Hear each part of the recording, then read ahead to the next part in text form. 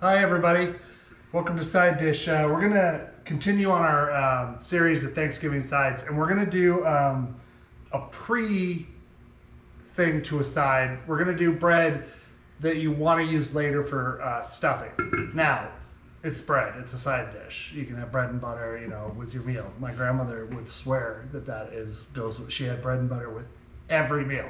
So, we're gonna get started. It's a fairly simple recipe. This is the ingredients: flour, water, salt, and instant yeast. We've got 1,000 grams of all-purpose flour.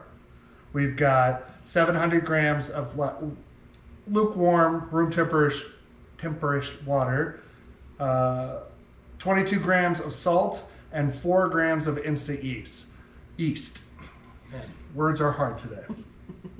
So the first thing we're going to do is we're going to sort of auto-lease the flour and the water together. And basically what that means is it just means we're going to hydrate the flour with the water and let it sit. So really all we're doing is you're just going to dump all 1,000 grams in here.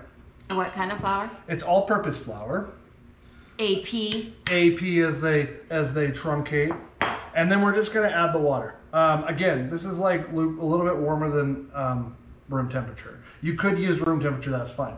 We don't need, since we're using instant yeast, we're not proofing the yeast because instant yeast is just ready to go. How much water? 700 grams.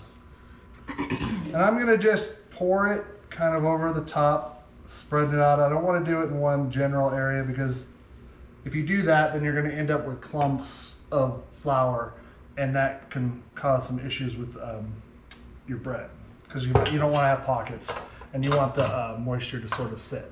So what we're going to do is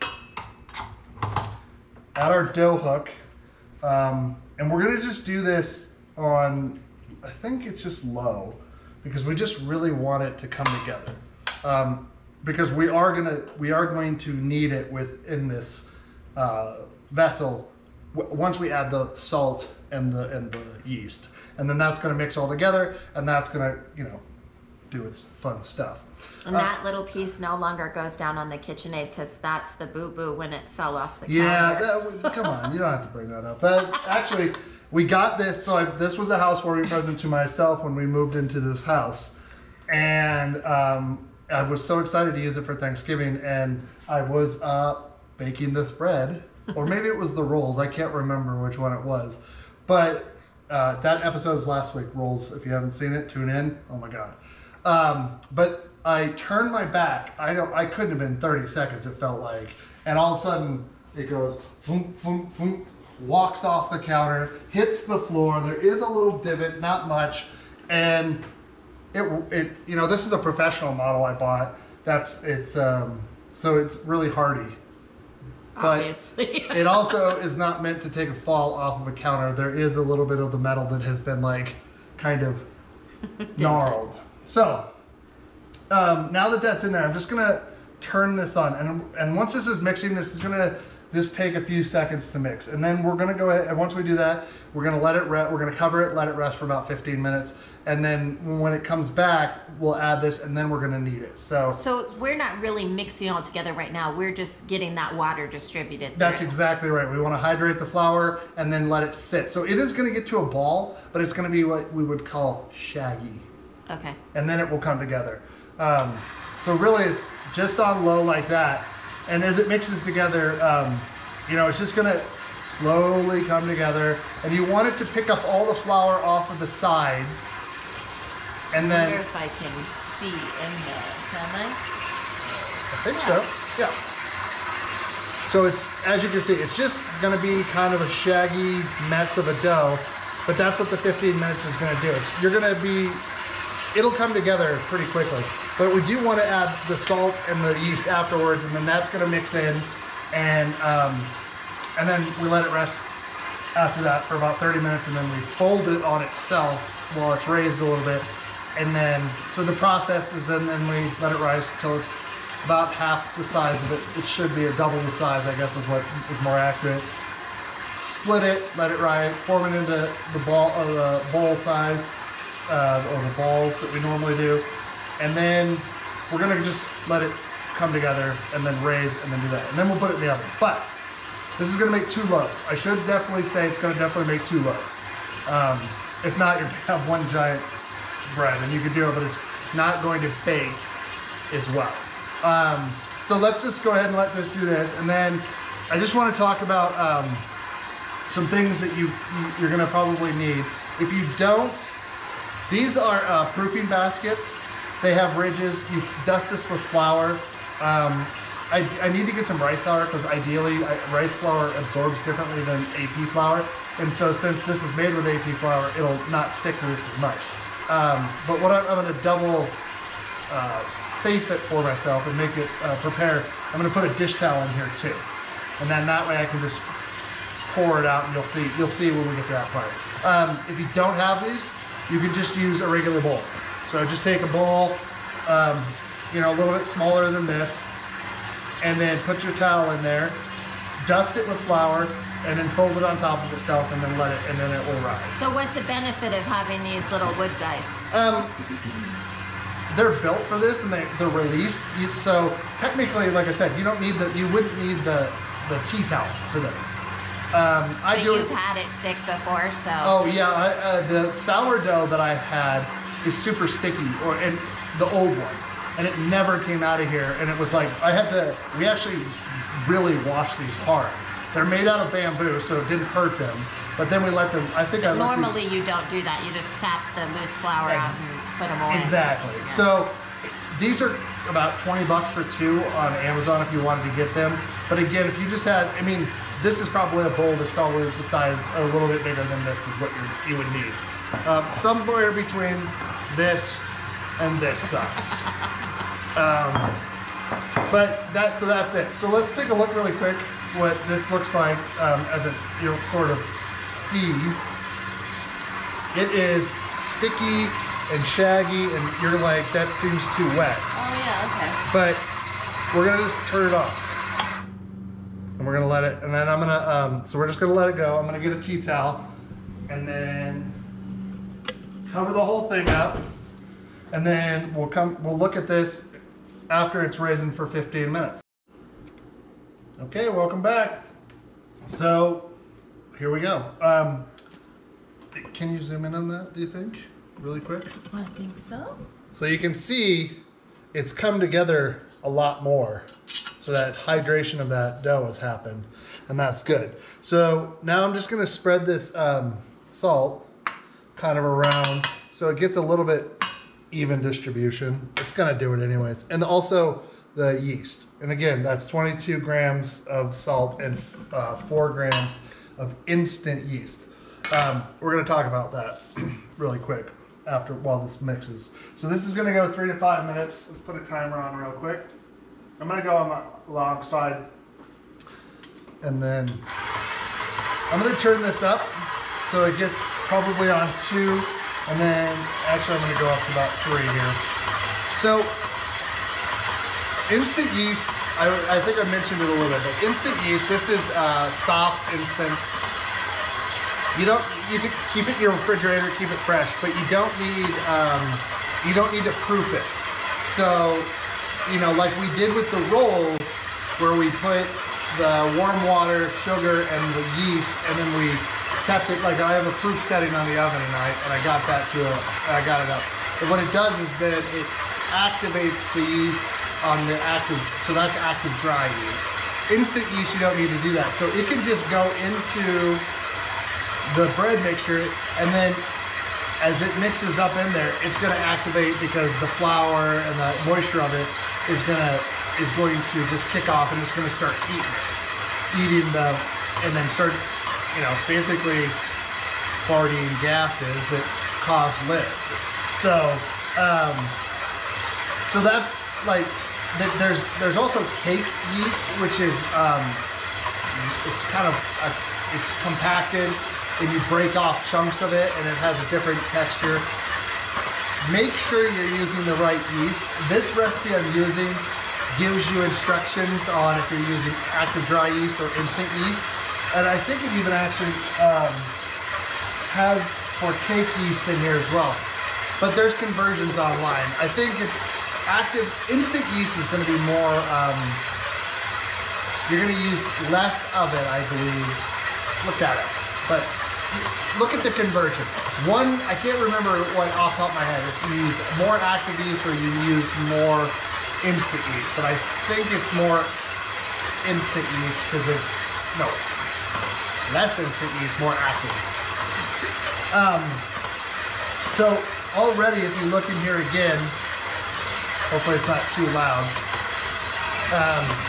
you can see how it's kind of changed again. The color has lightened up again because we're mixing it together, and then it's pulled away from the sides. And again, that's because that autolyse is also letting the gluten form together. And as the gluten forms together, you know, the structure of the dough itself becomes more, it becomes stronger. And so that's why it can kind of take more abuse. I'm just gonna turn this up real quick. And we've got about 3 minutes left. You could do this by hand. If you're doing this by hand, let's see. You're gonna mix it for about maybe 5 to 10 minutes. This, less time in the mixer, more time doing it by hand.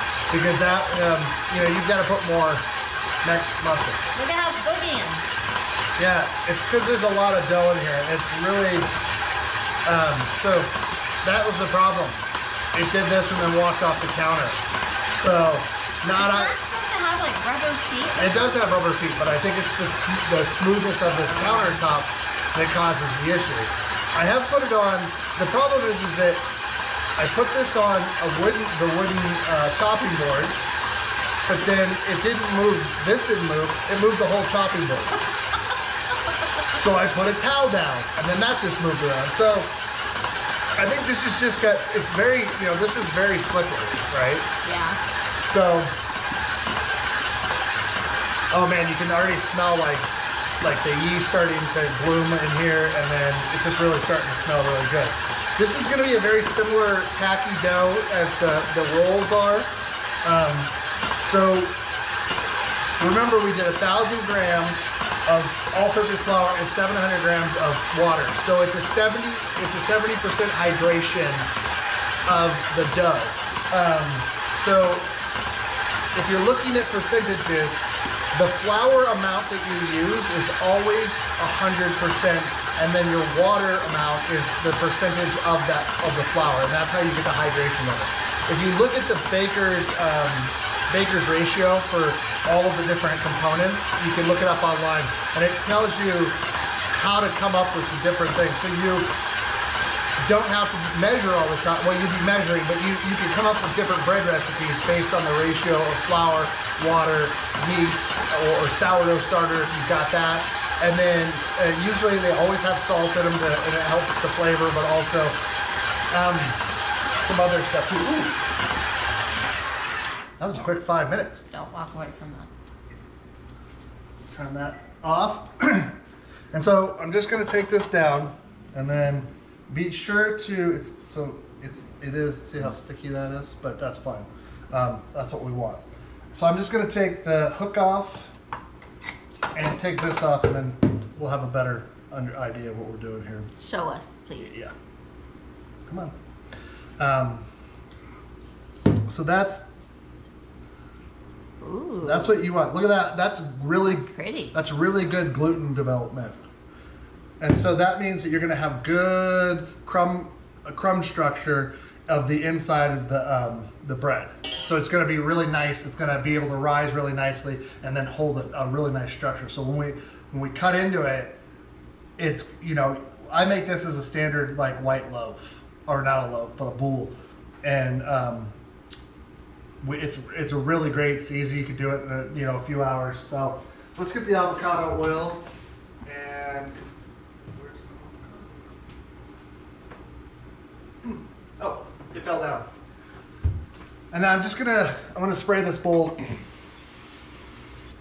and kind of, you know, I want it pretty liberally, and then I'm just gonna kind of get my hand here and because I want to be able to get, I don't want it to stick to my hands, and having a little oil on there is going to help. So, almost clean. Oh, that's nice. Pretty clean. And so here's the other, I mean, you can, it looks sticky, right? It looks like, you're like, that's too sticky. It's not going to be easy to handle.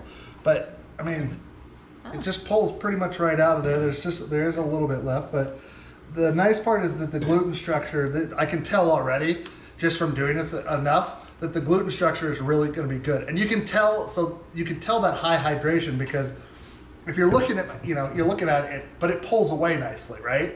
And so that's kind of what you want. And so I'm just gonna pull this and see how it just gently letting it fall, and then I'm pulling it kind of taut here, and then I'm kind of folding it underneath under like that. And so I'm just, you know, getting and then just put it in there. Again, like we did with the rolls, we kind of want to get it covered so it's not going to stick.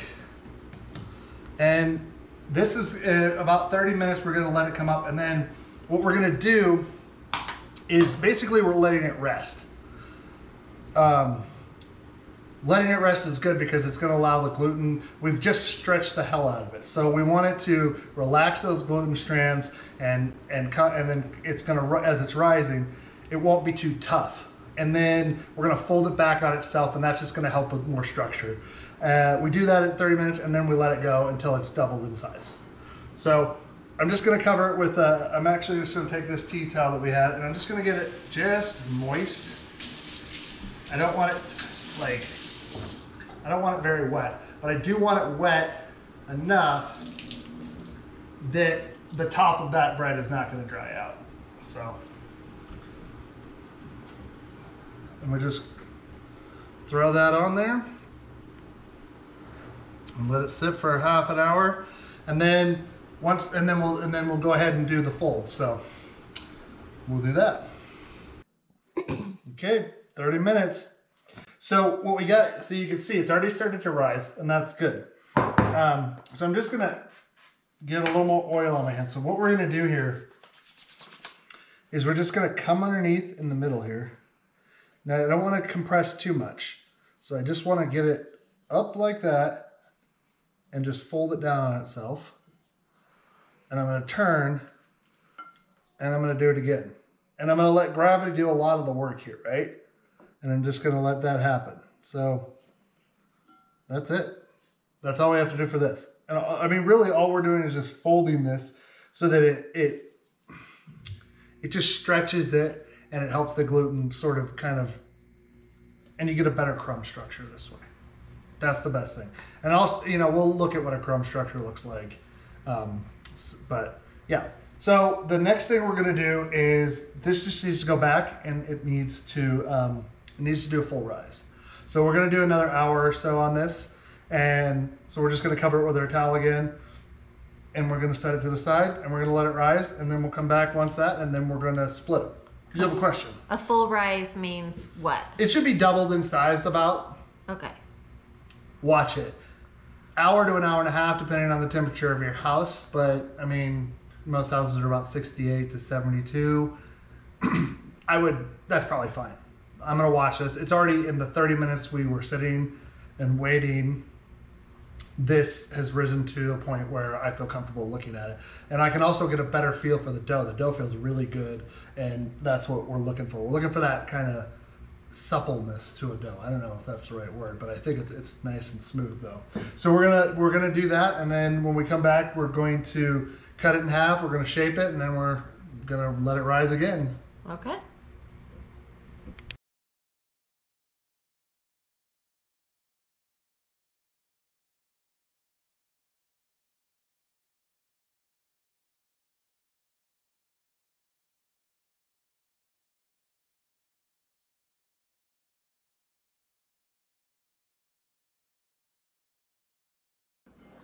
Okay, that's what we're looking for.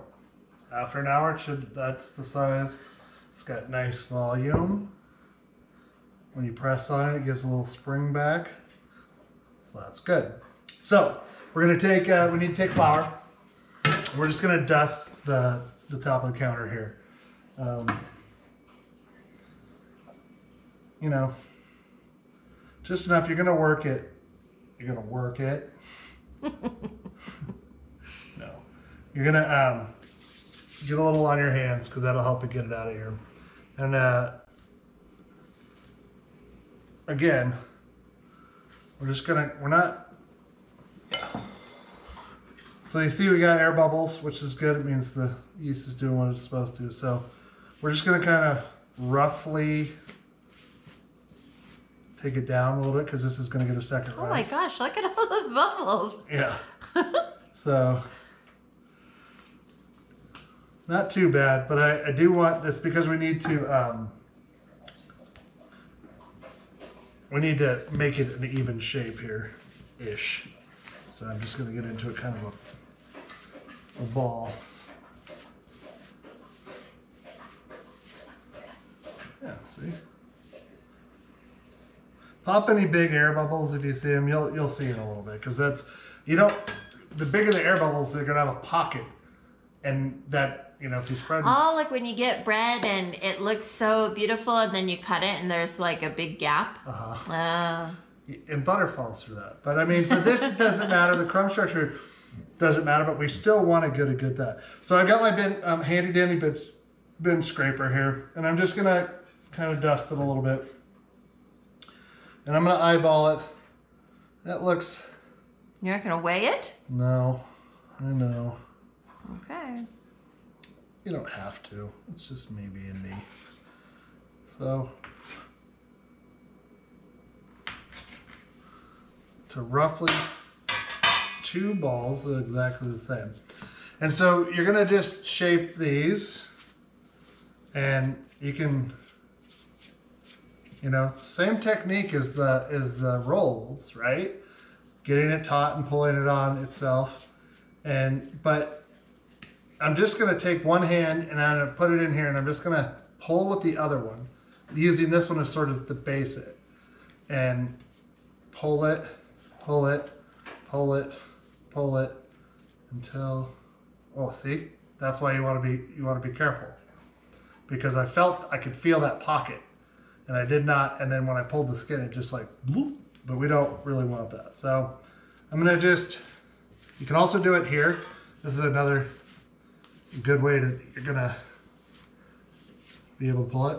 Another thing is, put it on the counter, pull it towards you, pull under, turn, pull it towards you, pull under, over, and then sort of right there at the end, we want to make sure this bottom comes together. So we're going to do what's called stitching, where we're going to take all of this and sort of stitch it together.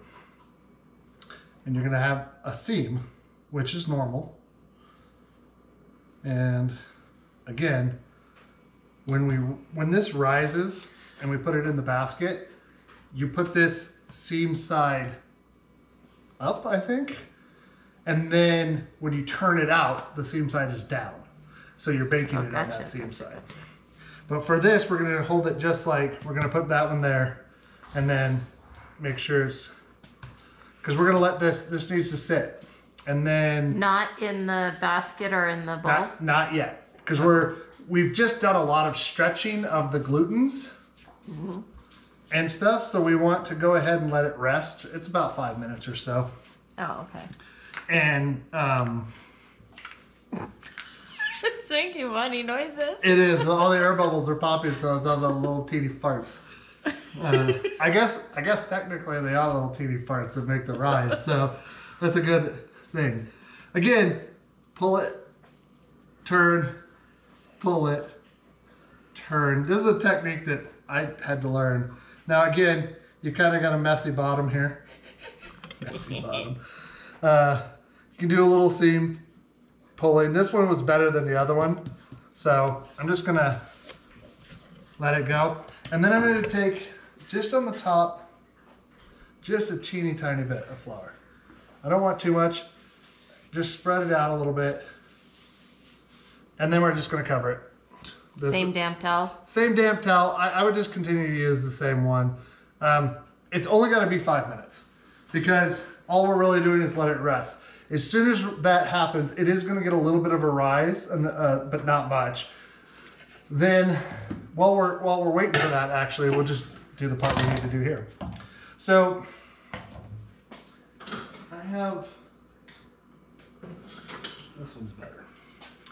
So, it's just a fine mesh, but you can, and do it over your bowl, but just, you know, nice and light. And then if you need to go, but it wants to be nice coverage, but you don't want huge globs like that first one I did, but just kind of, and I'm gonna do 1 and 1 just to show you what it's sort of gonna look like. So again, dusting like snow. So set that one. And then for the other one, I'm just gonna, you know, just so you can see what it would be if you don't have it. Just take a dish towel, a clean one. That's flour sack. Flour sack towel. It is a flour sack towel, that is true. So that's perfect application. And this kind of do the same thing. Flour. This is not, you definitely want to do this because you don't want it to stick. But when we take it out and we're ready to bake it, what it'll be is you're going to take it, you know, you're going to unfold it and then turn it.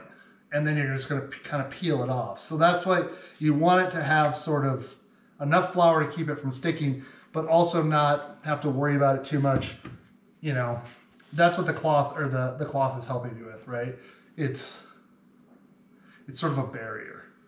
This is going to have nice rings on it when we make it ready to bake.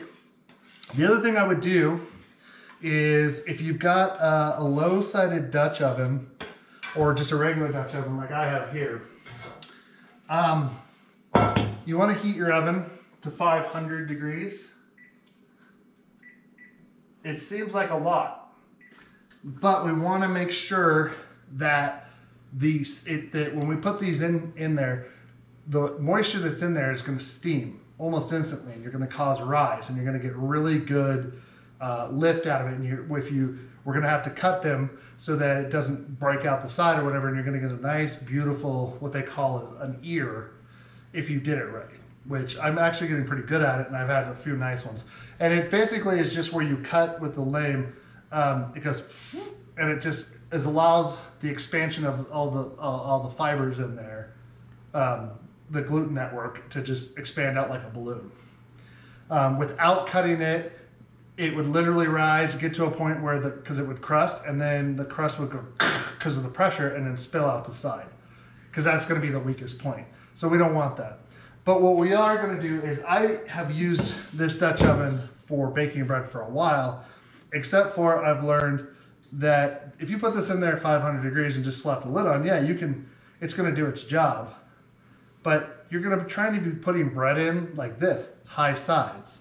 I don't like that. So and it's hot. It's going to be 500 degrees because I'm going to put this, while this is heating up, I'm actually going to put that in the oven.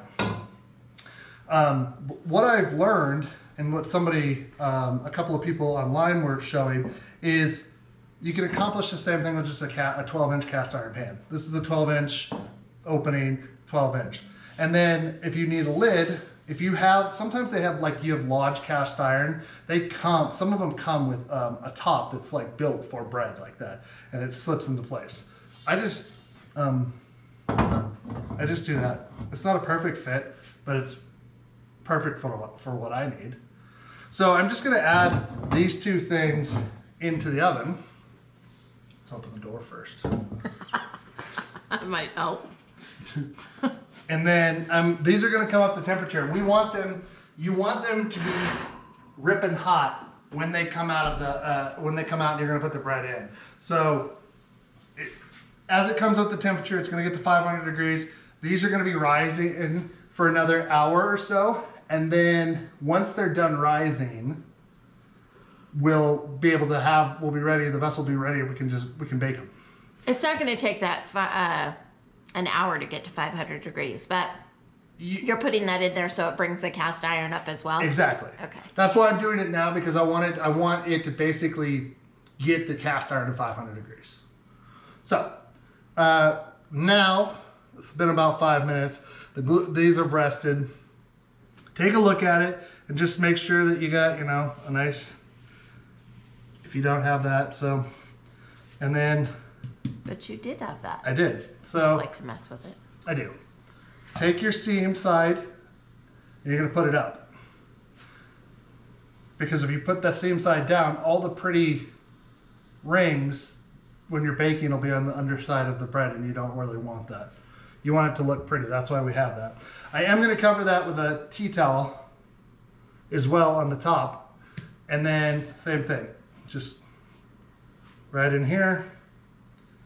And just fold it on top of it like this. And now. An hour? Yeah. And you're going to cover that other one with the same tea towel? Yes. So you could put this in the refrigerator because you want a slow rise. It's going to rise, but you could put this overnight, and it would develop. It would develop like a small ferment, and you could get good flavor out of it. We don't need to do that because really, this is the vessel for all the yum nums for stuffing. So the bread's still good. I've made it like this plenty of times. I've done it overnight. It's just as good. So you could do it overnight and then like bake it in the morning and have fresh baked bread in the morning. Exactly. It's going to take 45 minutes to do to bake it, because you put it in for 15 minutes, you drop the temperature down to 450, bake another 15 minutes, and then take the lid off or the big cast iron and then do another 15 minutes, and then you get everything. And I'll go into that when we put it in the oven, and we'll see what we're doing there. So I'm going to put these in the refrigerator for an hour, and then when we come back, we'll be ready to bake. Okay, we're back here. So we've been an hour, and you can see it's raised up. So I'm going to take the cast iron out of the oven so that we can put it in there. It's gonna be weird, but hold on. I want to very much reiterate, this is very, very hot. So I'm taking the lid off of there, and we're gonna go ahead and we're gonna put it in the skillet. It's so hot I can feel the heat coming off of it. So all goes to plan. I should be able to just turn this upside down like this. Aha, and it comes out. And that's what we want. So I'm just gonna throw this in here. And then we're gonna take the lame. And this is, so basically a lame is curved razor blade, and it's used for scoring. You know, scoring, it used to be in a town used to have one, like way back then, used to have one oven. And so they share it, and they'd use the lame to kind of put their own mark in it to distinguish whose bread was which. So sort of a continued tradition. It also, again, like I was saying earlier, allows it the release of steam. So, you know, you want to just kind of be direct with it, go through it, and I give it a pretty good, I just go across. All I'm really doing is just wanting it to get there. So, so I'm going to throw this back on. Be very careful here. Again, it's very, very hot.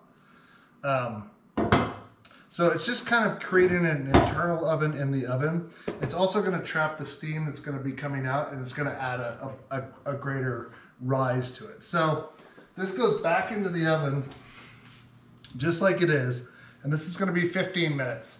So when it comes, and really in 15 minutes, all we're doing in 15 minutes is going to turn down the temperature to 450. So really we're going to come back in about 30 minutes and see what it looks like. So set a timer for 15 minutes, turn the temperature down to 450, and then 15 more minutes we're going to come back, we're going to take the top off, and then we'll take a look at what it looks like as it is with the top off. You'll see that it's risen, And what it's going to do is that rise is going to be there, and you'll end up, the reason we're taking the top off is then it's going to golden up to a consistency we want. Now the other one that we did is still in the fridge. So you just keep, since you have to, just keep it in the fridge, pull it out, like I'd say about at the 30-minute mark. So when we pull the top off of this, we'll pull that one out and let it come to, not room temperature, but it's going to be still cool, but we want it to come out, and then it'll be ready to go in, and then we put the oven back up. So we'll do 15 minutes, and we'll come back and see what's going on. I think, yeah, 15 minutes, or no, 30 minutes, sorry. Okay, we're going to take this out of the oven. I want to show you what it looks like is right before the last 15 minutes, so you can see the color differentiation when we take it out. It's going to be, it's going to be a big difference. So let's take a look at it. Again, you're going to want to be very, very careful. This is hot. I'm just going to throw this to the side. So you can already see it's got some good color on it, but I want that to be a little bit more. You can also see where we cut it, it opened up. And this is like what I was talking about with the ear. See how it's risen up and come out the top? That's what you're looking for. So this has good volume. I like the way it looks, but I am going to throw it in. It might not take 15 minutes, but we're going to watch it and see where we get. I want a little bit darker color, but not much. So I'm going to throw it back in and set a timer. I'm going to set a timer for, I don't know, 10 minutes, and then come back and look at it, and then we'll go from there.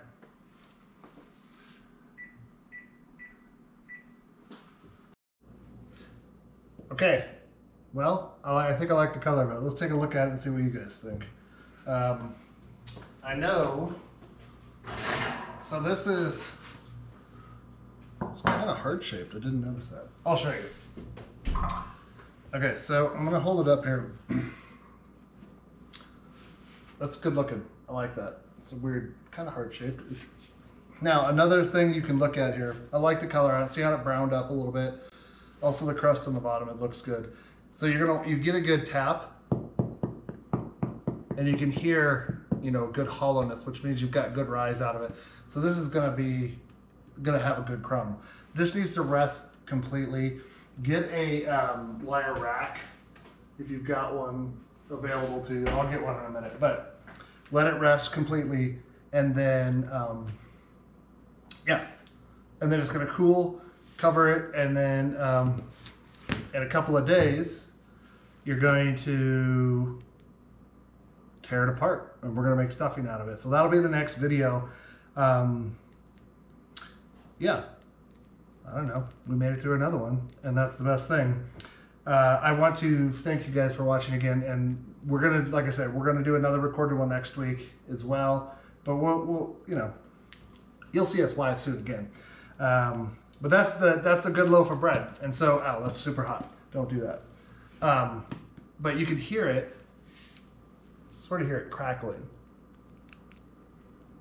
Yeah, it's starting to kind of contract a little bit from the heat.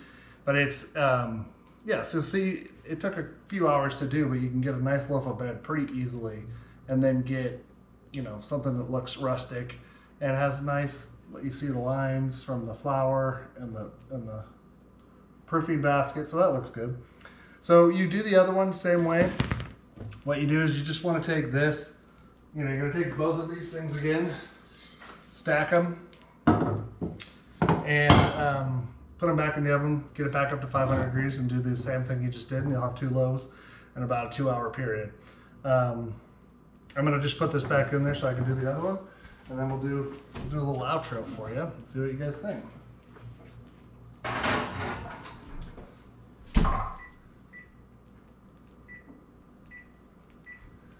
Okay. Well, thanks for continuing to watch. And what you're going to do, go ahead and when we're done with this, like I said, this is going to lead into stuffing.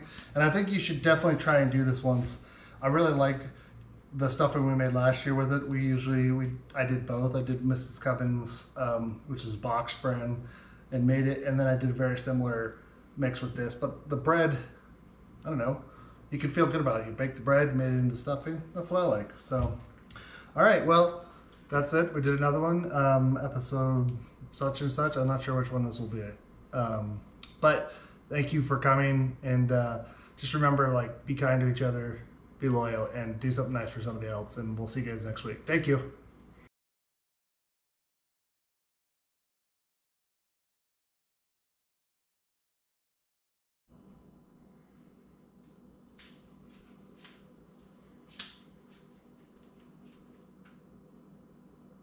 Oh, you guys are still here.